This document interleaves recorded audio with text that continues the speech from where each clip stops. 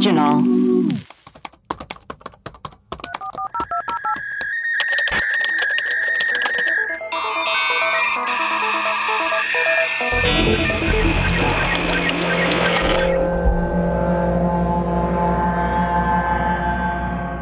Hello and welcome to Web Crawlers. This is our mini mailbag episode where we read your emails, play your voicemails, and read your reviews. I am Allie Siegel. I am Melissa Stettin. And I'm producer Maria. Cool. That's great for you. Maybe we should see if we have any new reviews. We have a review from Canada. The international ones don't show up on the US Apple podcast, so some people send them to us. And so we got one from Jacob. He said, obsessed. I never write reviews, but I got sucked in with the Epstein duel episode with the Hollywood crime scene ladies and have binged all the episodes, trusting work since. I love these women's personalities and banter. Zero bad things to say about the show. Keep the content coming, please. From Jacob in Canada. 5 stars, loud women. Boing. Melissa, Allie, and Maria are clever and hilarious. I thoroughly enjoy listening to these three discuss the wildest stories and make creepy stuff fun. I appreciate the commitment to leaving no stone unturned, no matter how outrageous a theory may seem. I'm looking at you, Allie. The podcast is a delight. 15 out of 10 would recommend. Keep up the great work, ladies. Here is one, 5 stars all the way. Hey, Allie, you look great today. I love the pod. You actually do. You're wearing a hat. I do look good today. I love the mailbag episodes. I appreciate all the hard work. XOXO, la la la, boing. Maria, what's in the slow cooker? Melissa, you're amazing too. Thanks. That's from Merrily. Thank you. Maria, the first one was from Mothman. It's an Instant Pot, which is a slow cooker as well, but I don't use it. Yeah. I don't use it as a slow cooker. Not yet, at least. All right. Okay. 5 stars, a new favorite. I came to from SSJN. I came to Web Crawlers over quarantine and have binged every episode in the last few months. The stories they present are so interesting and creepy, and I love hearing their deep dives. A fun listen. Ooh. This is the best review we've ever heard. This one is, yes, potential, but probably not. I feel like maybe there are just too many girls on this show. Too many girls. They need to keep it to just 2 main girls telling the story because they get way too sidetracked and extremely off topic. I'll just leave it at that. But I love that there's just too many girls on the show. Too many girls. Just too many girls. Sorry. We're not Joe Rogan. Alina West Coast. La, la, la. My 8-year-old daughter is loving Craig's synchronicities. I let her listen to age-appropriate, crazy or creepy stories from time to time, and she loves the pod. We have a mini crawler. Oh, love you all. That would be a really cute for our shop mini crawler. That would be really cute. Yeah, that's cute. I love that Craig's demo is 8-year-old girls. I know. That's so sick. Here's one from Yvette. Thank you. Hi, girls. It's me again. Can I just commend Allie and Melissa for saying my name correctly? I hope I did it again. I'm so proud, y'all. LOL. Normally people pronounce my name wrong. Ooh, is it Yvette? Spelled I. Oh my God, this is so much pressure. I mean, what else would it be? I know. I don't know. I bet. I bet it's Yvette. 5 stars from Dylan. Wow. This is good. Oh, wow. This is a long one. Where do I even begin? 5 stars. This podcast has single-handedly changed my life for the better. Not only do I get to hear the symphonic beauty of Allie's laugh every time I tune in, but I also get to expand my knowledge of the exciting and macabre nature of our world. Allie is a precious soul that we must love and protect at all costs. Maria has a quick wit and hilarious sense of humor that is second to none. Ooh. Last but absolutely not least, Melissa always puts forth amazing commentary, and listening to her voice is like being enveloped by a warm blanket of ecstasy. That's crazy because I feel like I have the weirdest voice. I I mean, everybody thinks their voice is weird. Wow. Your voice is like a blanket. I know. Wow. Yeah, I know my voice is weird. Thank you guys for starting such an amazing podcast and community that surrounds it. I don't think a community like this would be possible if you guys weren't the wonderful and kind people that you are. P.S. What? I know. I wanted to write in someday to you guys and tell you about something that happened one night a long time ago where I thought that I was possessed or that I was just really high. I would love to hear your thought about it. Well, you got to email us. I just wasn't sure if it was too intense for you guys to talk about on the podcast. So if you guys end up reading this, let me know. All the best, a kayaking fanatic. Yeah, please. Email us ASAP about the time you thought you were possessed. We would absolutely love to discuss that. So again, please rate and review, and we will. Those are so sweet. I want to cry. Anyways, should we move on to some voicemails? Yes. Hello. This message is for the web crawlers. Web. My name is Joran, and I'm calling specifically for one Allie Siegel. God. I listened to the Patreon episode about the haunted house and disclosing if it's haunted and stuff. I am not a lawyer, but I have taken some classes in law. And I looked at the case, and here's what I can tell you, that it was just the Supreme Court of New York. So the decision there applies only to New York State. Oh. What it seems to say is a person in New York is not legally obligated to say if their house is haunted. I'm getting another call, and so if you're hearing my voice because of the beeping that's happening, okay, it's gone now. Anyway, you're under no obligation to say that your house is haunted unless you have already made it publicly known previously. And so you sort of put yourself out there. Interesting. Saying, it's haunted, and then somebody goes to buy your house and you don't tell them, then that's a problem. And so in the slammer, the person who, I forget the buyer, it was found that they should be able to cancel their contract to buy the house because of that. So does that make sense? I don't know. Sure, in my head, it does. It seems to make sense, but I don't know if I explained it well. Anyway, God bless. Okay. Bye. Bye. All the stuff. So in New York, if you say publicly, I live in a haunted house, you have to then disclose it when you sell it. That's crazy. Yeah. The Ghostbusters law. Where's the Watcher house? Oh, the Watcher's in New Jersey. The Watcher. But the Watcher was just letters. That's not ghosts. Oh, right. Well, was it? Oh, well, we don't know. Yeah. That was just Maria. There's no Maria law. Yeah, it was just Maria. The Maria You clause. have to disclose if Maria's lived in the house. Has been in your house. Hey, this is a message for the web crawlers. This is Chris from San Francisco. You can just call me Big Red, though. Everyone calls me Big Red. More like San Francisco. I was a little worried during quarantine that you guys might get into some QAnon bullshit, but my joke ruined the voicemail, and seem to be very much against it, so that's great. Anyway, I thought I had a little bit of information on something that might make a good mini episode at the very least. This guy Frank Chu from San Francisco. He is a San Francisco mainstay. He's a very interesting human being. Always wearing these dark sunglasses, always the same clothes, gray jacket, khaki slacks, and holding these just ridiculous signs, kind of protesting something, but you never know what. Not to ruin any surprise, maybe you guys look into this. I'm just going to read one of his signs, the first one that I could maybe even try to read. So this is what it says. Shelley, with too many L's, 12 galaxies, Chextro Extevcol seismograph, CNN, Lex Crozetical coverage, Zic Roar Hedical flagrant veracity condescending. That's what the sign says. I don't want to spoil too much about what he believes and what it does.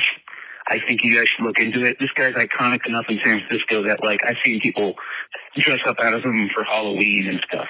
So it might be worth a mini episode. Anyway, I love the pod. You guys are tight. Hope you guys look into that. All right. Maybe it has something to do with Shelley Miscavige and Scientology. So it's this guy in San Francisco who just like holds up crazy signs, and he's like, kind of infamous, I guess. Yeah. Could be an interesting mini.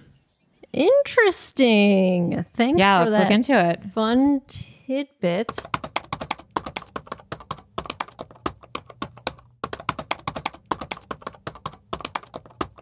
Hi, web crawlers. It's Rosie. Rosie. So I was just listening to the most recent mailbag episode where you were talking about Siddiqui's in Bellingham. Oh. And you said that every town has like a weird restaurant like that. And I just wanted to share my town's weird restaurant. Oh, great. I have never been because I'm very particular about what food I want to eat. And this place was called Little Bohemia. Little Bohemia. So it was Bohemian food, which I honestly don't really know what that means. I don't either. It was like a really small restaurant. The windows in the front had blinds, and the blinds were always closed, so you could never see in. But sometimes you could see through, like the door would be open, and you could see through there. And it was just like a really lame-looking, like, diner. My grandma said she ate there one time, and she said the food was pretty bad. But then recently it shut down. I think everybody was pretty surprised about that just because, like, nobody has ever seen eating there, like, going in or coming out. They had been open for, like, ages and ages and ages. So it recently shut down and became a pancake house, which is weird to me because it's, like, they opened a pancake house in the middle of the pandemic. Like, this happened in, like, June. That is weird. Which is already very weird. I'm interested in going to a pancake house and just like finally seeing what the inside of that place looks like, regardless of who the owner is. But yeah, I don't know. I always thought it was like a front for something. So yeah, if you're ever in Riverside, Illinois, you can come pop by and we can do some investigating. All right, bye. Bohemian food looks good. It's Czech Republic and Prague food. Oh. Bohemian goulash, breaded pork tenderloin, goulash, potato pancakes, beef and cabbage soup. Wow. I'm hungry, I think. Hi, this message is for web crawlers. My name is Ashley. I'm calling you after listening to the Chicago Ghost episode that you guys did a long time ago, back in June, I think, and I'm freaking out. So Dale on the show had talked about Bachelor's Grove. I grew up in the town where Bachelor's Grove is. I haven't really gone too deep into Bachelor's Grove because I am a wimp and a scary cat and I would probably die. I have seen the house that he had talked about. No way. A couple of times. I mean, I drive by there all the time. I used to drive by there all the time and thought that house was always there. And, you know, like once you see something and it's not a place you go to, you're just kind of like, yeah, it's there. And now I'm like, wait a minute, that house was never there, or it's not there anymore, and it's gone, and people just see it even though there's no longer a house there. But I thought that house was always there. So I am really freaking out, and I cannot wait to go home whenever COVID is over and actually make sure that house is still there, or maybe I don't see it anymore. I don't know. So that's crazy. Freaking out, and that's it. But I just want to say I love your guys' podcast so much. I only discovered it a couple weeks ago. I have binged all of your episodes. Oh, God. It is the only thing getting me through my last semester of graduate school. So thank you, ladies, so much. I mean, this is my favorite podcast. You guys are hilarious, and I love this podcast more than most things in my life. Okay, thank you so much. Bye. Wow. So that's the house. Wait, she said Bachelor's Grove, though, because I remember the one that he saw was at White Cemetery, I think. I remember Bachelor's Grove. The one with the lights. That is so crazy. Come on. Yeah, I mean, I know we brought up Bachelor's Grove, but I don't know if the house... I wonder if it's...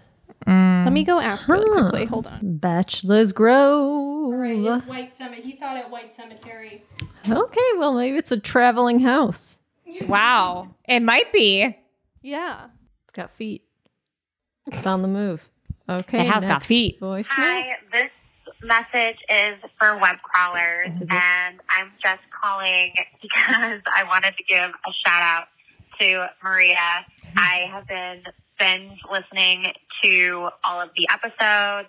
I have to say her little like side comments and stuff are the highlight of the show for me. Sorry. And I live for it. So I think that Maria should take the show on the road. A bigger shout out and a bigger introduction at the beginning of the show and become just a full-on host. I love you, Allie, and Melissa as well, but Maria really makes it for me. Wow. Oh, by the way, my name is Morgan. Hi. But yeah, okay. Thanks. Boing. Wow. The people have spoken. I don't know what to say. We should introduce Welcome to Web Crawlers. I'm producer Maria, and these are my co-hosts, Allie and Melissa. We should do it like that. In my opinion, Maria is part of the show fully. She's a web crawler. Well, I like where we're at right now because right now I don't have to do any work outside of this. It's no pressure. I don't have to listen. I literally just have to sit here and laugh a couple times, and then I'm good, and then we're good to go. The best low job. pressure. Yeah, just the best job. Low pressure situation. Well, thank you, Morgan, and thank you. I'm glad that my efforts are appreciated. Yeah. Okay, next voicemail. Hi, this is a message for the web crawlers. It's Becky from the UK. Hello, Becky. I'm RLP Pinky in the chat, I think. Just listen to the episode about Craig's Corner and the glitch in the Matrix, and I actually had one last week. So I thought I'd tell you guys about it. What else am I going to do about it? So basically, my boyfriend called me Tinkerbell, and no one has ever called me Tinkerbell. So we're at home, and I'm just like jokingly being stroppy because he wouldn't do something, but I might tell the kid in. And he's like, "Oh, you just like Tinkerbell, you need the attention, you need like someone to be there for you and stuff." And I was like, "Oh yeah, that's a good point." And then next day I'm at work, have a meeting with my team leader, and I'm not doing as well as at work as I normally would. So I have a little meeting with him, and he's like, "Oh, I'm not worried about it. I've not been here. And you like somebody dancing around you, cheering you on." And was like, "You really kind of like Tinkerbell. You just need someone dancing around you to believe in you." And I was like, "What?" I was like, "Have you been talking to Chris?" He's like, "Nah." Like, he said I was like Tinkerbell last night. Like, I'm 29 years old. No one has ever said anything to me about me being like Tinkerbell. That's weird. In the That's same crazy. 24 hours, my boyfriend and my team leader at work both say I'm like Tinkerbell because I need someone to believe in me. Cut to her with like a blonde bun and like a green cutoff dress. She's fairy wings. What a crazy coincidence that was. But yeah, that was super weird. So I thought I'd ring you guys and tell you. I'm hoping that other people ring in and tell you about their glitches as well. Anyway, you guys have an awesome day. Love you. Bye. That's weird. That's pretty wild. I used to call Miss Piggles Tinkerbell because she really is. She needs the attention all the time, and like she gets like pissed if like people aren't paying attention to her all the time. I get it. Tinkerbell was a needy bitch. She was. Needy bitch. A lot of foot stomping. That's it for voicemails. We got a couple of emails. Yeah, read those emails, baby. This is from Ellie from Australia. Synchronicity email. Hey, I had moved out by myself for the first time and was buying a lot of different furniture on Facebook Marketplace. I found a microwave and some baskets for my wardrobe and organized to pick them up after work. They were in the same suburb, so I texted the microwave man telling him I'd be there 10 minutes after the basket lady. So I pull up at the basket place, and when I knock, a lady comes out and asks if I'm here for the microwave. And I said, "No, I'm here for the baskets." But I see the microwave and it's the same one I meant to be picking up. And I checked the my God. And it was the same as the microwave address. I'd organized to buy the microwave from the husband and the baskets from the wife in the same house. Oh, that's wild. I'm not sure if it's synchronicity, but sure was weird. Boing, love you guys, Ellie. Wow. That is so funny. That's very similar to your Craig's bed. Yeah. This is from Alicia, my crazy synchronicity story. Hi, ladies. I'm a very new listener, and it's rare for me to find a podcast I can listen to on repeat. I can't seem to press pause on you girls. Aww. I've noticed you guys talk about synchronicities a lot and had to email you. This happened to my best friend, Rose. We've been friends for 11 years. So a few years back, our friend from high school passed away from an overdose. That's very sad. I'm sorry. She was only 23 years old. She was Rose's best friend in the beginning of high school, and they drifted apart near the end of high school. Her name is KJ. KJ passed suddenly, and it was a huge hit to the friend group. Fast forward like 2 years, Rose decides to play the lottery. She occasionally would stop at the gas station after work. This day, she thinks I'll play the numbers of the date that KJ passed away. She pulled in the gas station. She rethinks, decides it's dumb and that she's tired and just wants to go home after a long day, so she does. And when she gets home, she checks the winning lottery numbers for shits and giggles. No. And it was the numbers of the date that KJ died. She would have won $500. Wow. I will never forget this story. It blew my mind. That's crazy. If you notice, I'm emailing from my podcast email. My best friend and I have a podcast called I Would Never Murder You. True crime and everything spooky. Just wondering if you guys do a shout out. Thank you, Alicia. I Would Never Murder You podcast. That's a good name for a podcast. Wow, that's crazy. Bananas. That's actually really nuts. Anyway, this is Web Crawlers starring producer Maria. And I am co-host Allie Siegel. And I'm the other, occasional co-host, Melissa. Occasional co-host. We're the interns. We're interns, Allie and Melissa. Yeah. Bye. Bye.